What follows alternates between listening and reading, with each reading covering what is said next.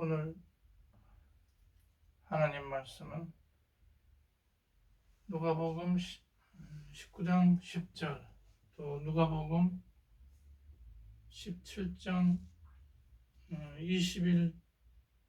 20절과 21절 되겠습니다. 제가 읽겠습니다.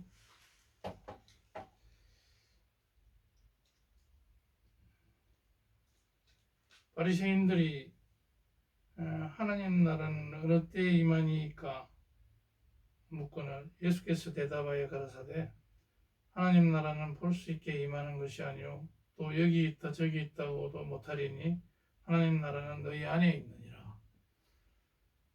그런 말씀이 되겠습니다. 또 누가복음 19장 10절에는 인자는 잃어버린 자를 찾아 구원하러 오십니다. 이렇게 말씀하고 계십니다. 오늘은 그래서 제목이 예수의 하나님 나라, 이런 제목으로 설교 말씀드리겠습니다. 하나님 나라는 상당히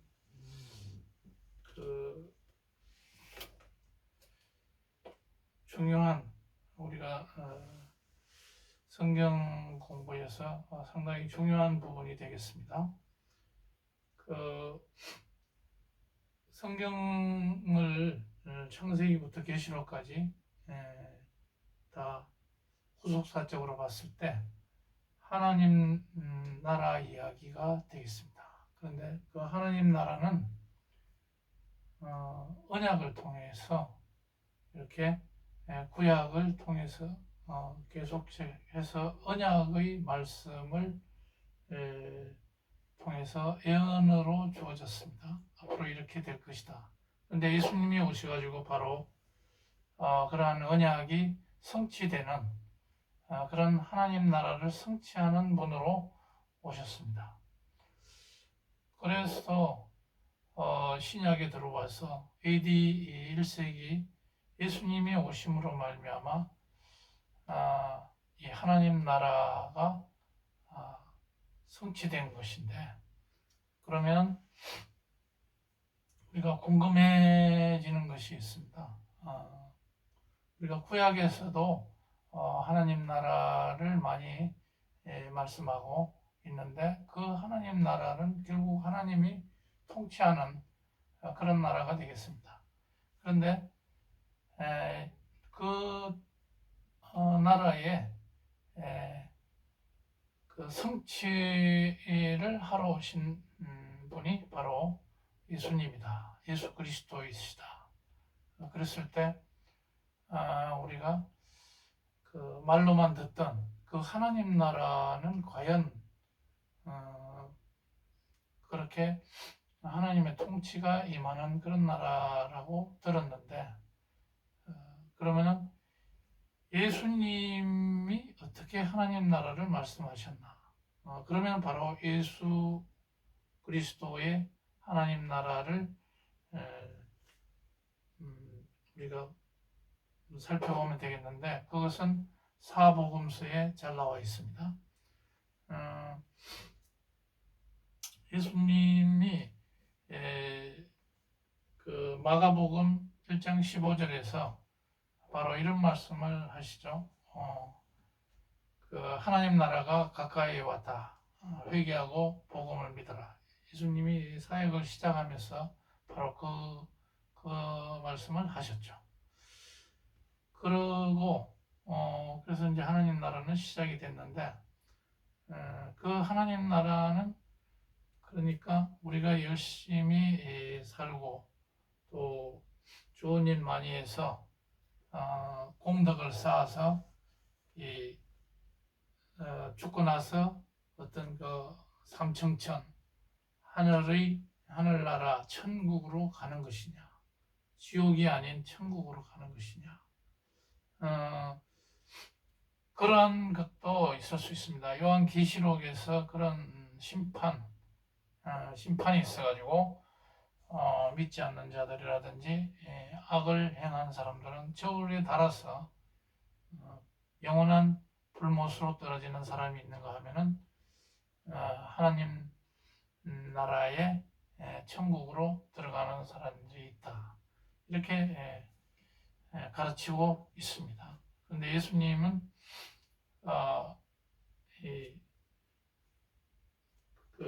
누가복음 17장 20절에서 하나님 나라는 어떻게 임하느냐,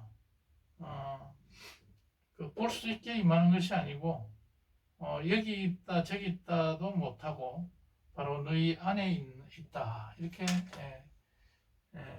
구체적으로 말씀하고 계십니다. 그래서 도마복음에서도 그런 말씀을 하시죠. 하나님 나라는 바로 너희 안에 있다, 너희 마음 가운데 있다. 그 말은 하나님의 통치 영역이 구체적으로 어떤 가시적인 어떤 영역이 있어가지고 거기에 하나님 나라가 있다든지 그런 게 아니라 우리 마음 가운데 있을 수 있다. 또 교회 안에서 우리가 두세 사람 모인 곳에서도 바로 하나님 나라가 거기에 있다. 그런 예수님의 가르침, 이것은 상당히 현실적으로 우리에게 다가오는 그런 개념이 되겠습니다. 누가복음 11장 2절에서도 기도의 방법을 예수님이 가르치시면서 말씀하시죠. 그 기도의 가르침에서 예수님이 그 거룩히 여김을 받으시며 나라가 임하옵시며, 여기서 우리가 주기도문을 항상 이렇게 기도할 때 주기도문을 우리가 낭독할 때 하나님 나라가 임하옵시며, 그럼 하나님 나라가 우리에게 우리 가운데 임하게 되기를 우리가 기도한다. 그런 의미가 되겠습니다. 그래서 그 하나님 나라는 이렇게 예수님이 오셔가지고 구체적으로 가르쳐주고 있습니다.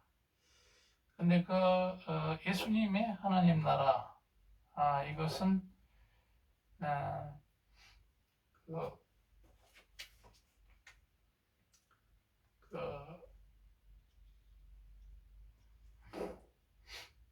여러 가지 천당과 지옥, 또 천년왕국이라고 계시록 20장에 나오는데, 어떤 우리가 이 하나님 나라는 만들어진 하나님 나라가 아닌가, 또 이렇게 생각하는 분들이 있습니다. 하나님 나라는 우리가 마음속에 있고 우리 가운데 있는 그런 것인데, 너무나 천당과 지옥이라든지 천년왕국 해가지고 신학자들이 만들어가지고 이 믿는 사람들, 성도들을 괴롭히고 있는 것이다. 그렇게 신학자들 또 가운데서도 말씀하는 분들이 있습니다.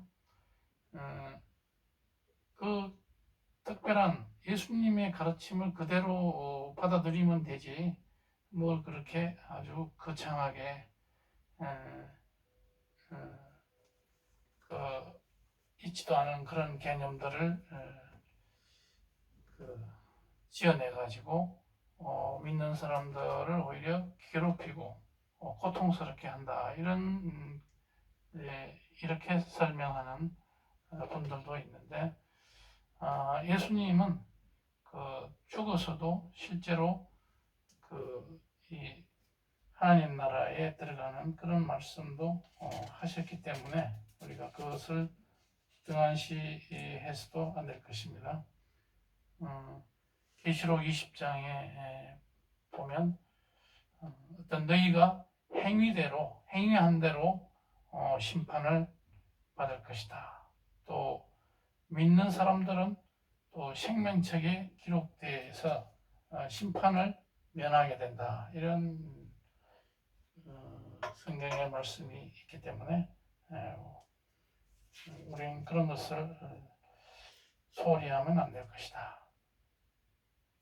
그리고 그러면은 그 하나님 나라는 어떻게 형성이 되고 그런 헌법은 어떤 것이냐? 마태복음 5장에서 천국 헌법이 잘 나와 있습니다. 그 나라, 또 마태복음 6장 33절에 보면 그 나라와 그 의를 구하라. 그런 말씀을 예수님이 하셨습니다. 하나님 나라가 모든 삶의 영역에서 중심 원리가 되도록 하라. 그런 말씀이 되겠습니다. 우리는 살면서 이 자본주의 가운데서 살면서 돈에 대한 엄청난 열망 또 갈망 그것으로 하루하루가 무엇을 먹을까 무엇을 마실까 이것에 대한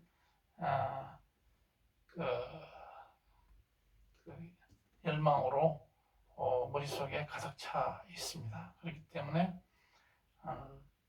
하나님 나라에 대한 열망과 기대가 크지 않을 수 있습니다. 진정으로 하나님 나라에 우리가 산다고 한다면 우리 일상에서 그런 모습이 드러나야 될 것입니다. 그러면 하나님 나라의 가운데 사는 우리 기독교 신자들의 태도는 뭐겠습니까? 우선 돈에 대한 집착 이런 것을 끊어야 되겠고 큰 교회에 많은 11조와 같은 그런 많은 헌금을 해서 목사님들이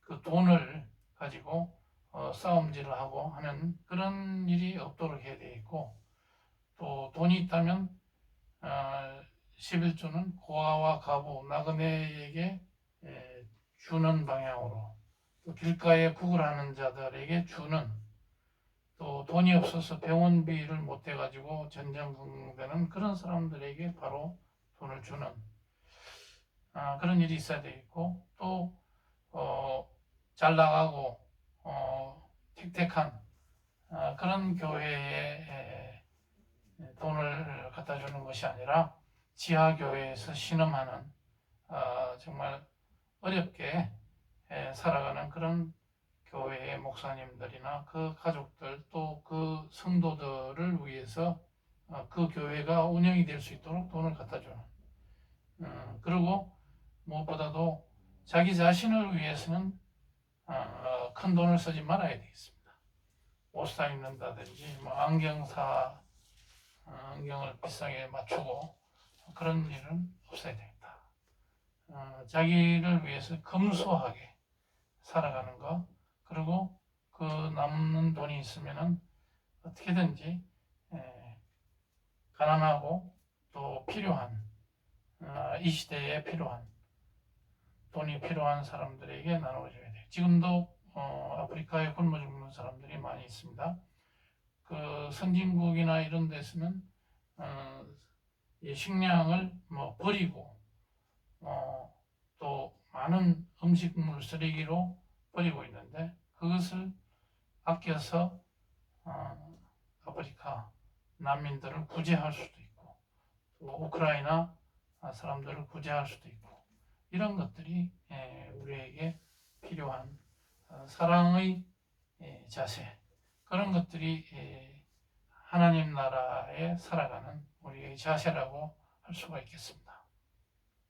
또 마태복음 20장 28절에서 인자가 온 것은 섬기려 하고 자기 목숨을 대속물로 주려 함이다. 이렇게 예수님이 말씀하고 계십니다. 누가복음 19장 10절.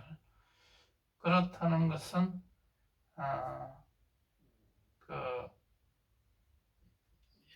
이러한 예수님의 이러한 하나님 나라에 있어서의 사역의 그 성취, 예수님이 하나님 나라를 완성하고 성취하러 오셨는데 그 구체적인 예수님의 사역은 이 잃어버린 사람, 정말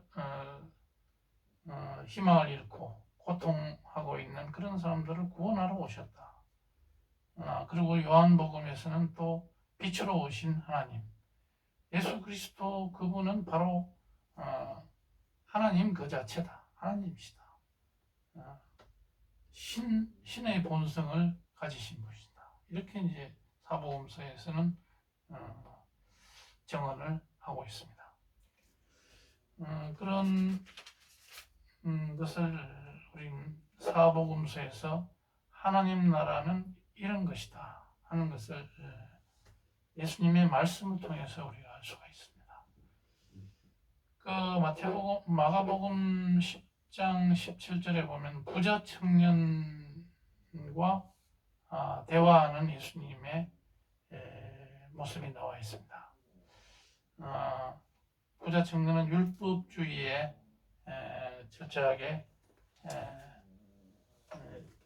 그것을 행하고 있는데 어떻게 해야 우리가 구원을 받을 수 있습니까? 그러니까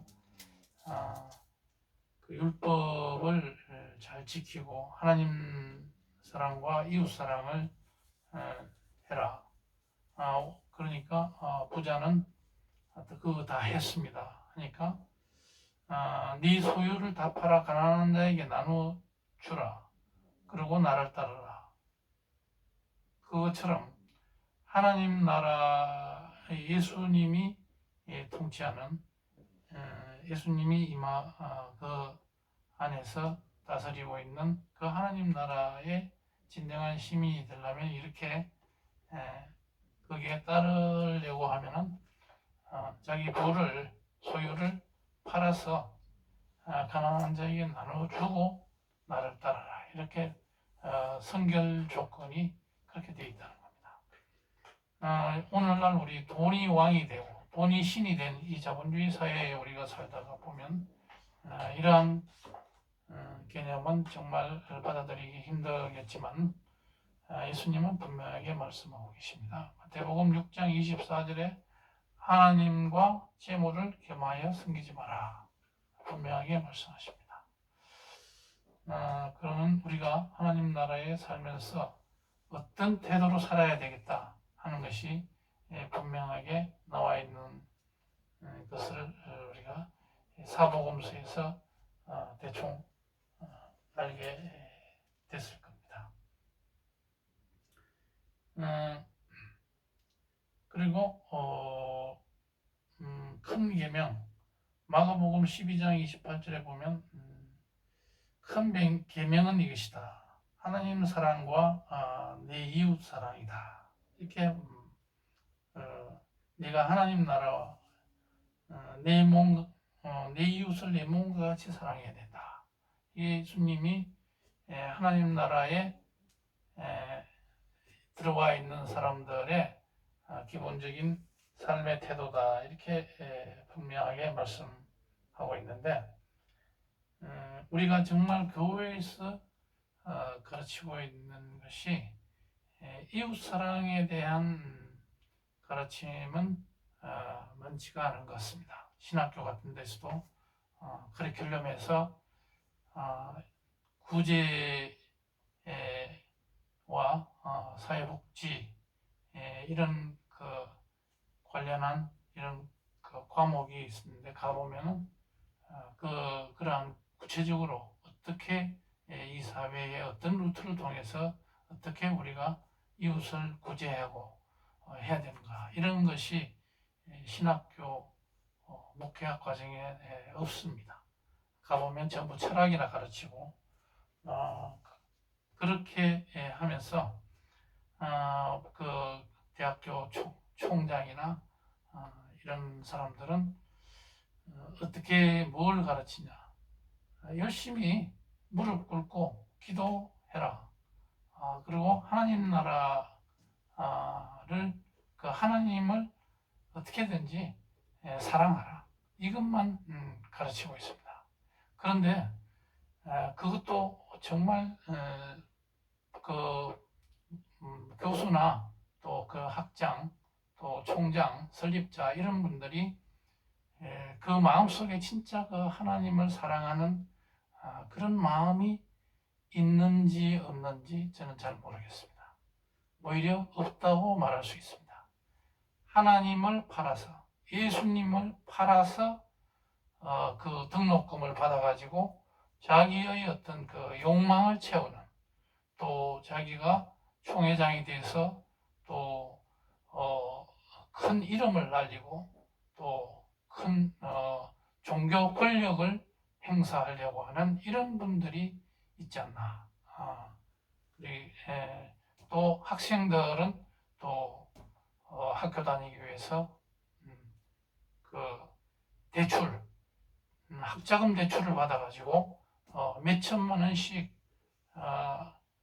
나중에 졸업한 사람들 다 빚이 져가지고 있습니다. 그것 때문에 아주 걸림돌이 돼가지고 어디에 가도 해방이 되지 못하고 이런 일들이 빈번하게 일어나고 있습니다. 이웃 사랑은 강조하지 않고 하나님 사랑을 강조하면서 진정으로 그것은 중요하긴 합니다. 그렇지만 자신들은 하나님 사랑을, 예수님 사랑을 마음속으로 그리고 몸소 실천하지 않으면서 그것을 팔아서, 하나님 팔고 예수님 팔아서 돈벌이를 하려고 하는 이런 사람들이 많다. 교회 목사님도 그런 부류들이 많지 않나. 진정으로 자기는 그런 어떤 하나님의 사랑이 마음속에 그렇게 우러나오고 그러지 않는데 그런 팔이를 하는 겁니다. 하나님은 진정으로 네가 나를 사랑한다면 바로 이웃에게 그것을 실천해야 된다. 이렇게 예수님은 명령하고 있습니다. 그렇게 봤을 때 주객이 전도되는 이런 그런 교회가 있어서는 안 되겠습니다. 교회가 바로 하나님 나라의 모양일진데 그 교회가 진정으로 그런 필요한 이웃에게 정말 필요한 그런 것들을 제공해주고 또 연결해주고 이런 아름다운 사랑의 실천의 장이 되어야 될 텐데 그렇지 못하고 무릎 꿇고 죽으라고 기도하면서 자기가 목적하는 바를 달성하기 위해서 하나님을 파는 자들이 있다. 그러면 그것은 최후의 심판에서 또 구원받지 못할 뿐더러 진정으로 이 지구상에 살면서도 하나님 나라의 예수의 하나님 나라에 살고 있는 것이 아니다. 이렇게 말할 수가 있겠습니다. 그래서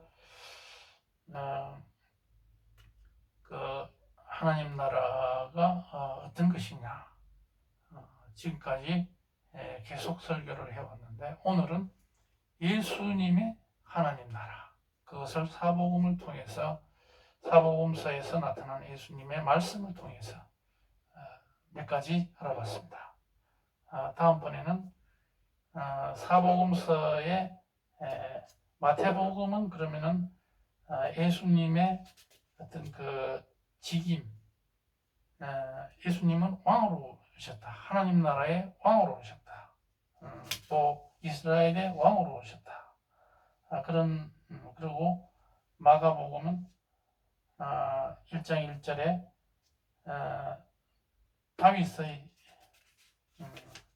그 하나님의 아들 예수 그리스도의 복음의 세계라 이렇게 말씀이 쭉 나오는데 그러면은 신분상 예수님의 하나님 나라 하나님의 아들이신 예수님 또 누가복음은